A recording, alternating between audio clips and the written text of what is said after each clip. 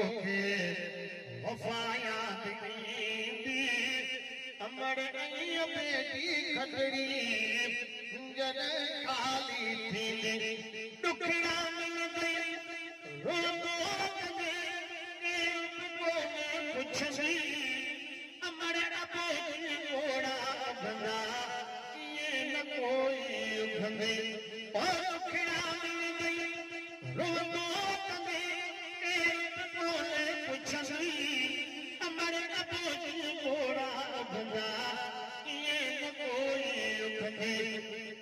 एॾो प्यार मोहब्बत तोखे दुनिया न ॾींदी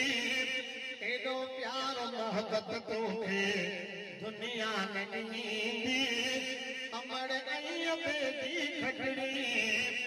जॾहिं ख़ाली थींदी ओ अमड़ ऐं बेटी तोखे वफ़ा याद ईंदी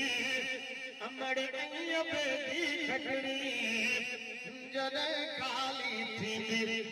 अमड़ अबो भेण पखी उॾिया वरी न वरंदा अमड़ पार न बेड़ा करंदा अमड़ अबो भेण पखी उॾिया वरी न वरंदा अमड़ पार न बेड़ा करंदा अमड़ ऐं बेटी बददुआ अपाड़ो पटींदी अमड़ ऐं बेटी बददुआ अपाड़ो पटींदी अमड़ ऐं बेटी खटड़ी जॾहिं ख़ाली थींदी ओ नंढपण खां वठी जवानीअ ताईं तोखे खलंदाया ईदुल ते जान जो जोड़ा प्यार मथे पाराया ओ नंढपण खां वठी जवानीअ ताईं तोखे खलंदाया ईदुल ते जान जो जोड़ा प्यार मथे पाराया ओ जॾहिं जोड़ी जान बतंदे हथनि मां हिलींदी अमड़ ऐं बेटी खटड़ी जॾहिं ख़ाली थींदी ओ अमड़ ऐं बेटी तोखे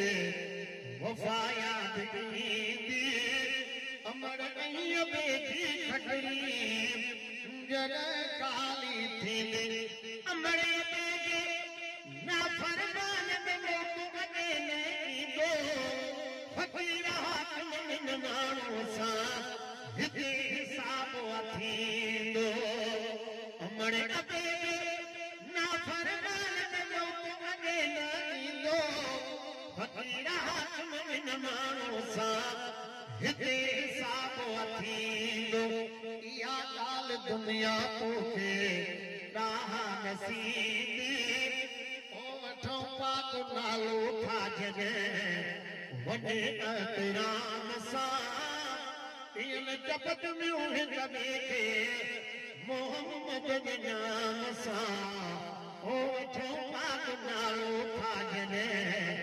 वॾे एतिराम सां इन जपत में हिक ॿिए खे मोहम्मद जे नाम सां जंहिं रस्ते सां रब थो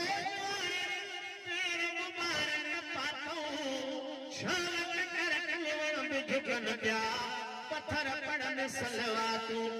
जंहिं रस्ते सां रब थो पेर मुबारक पातऊं शाम करन वण बिझगन पिया पत्थर पड़न सलवातूं ओ उठन बि ॻाल्हायो आहे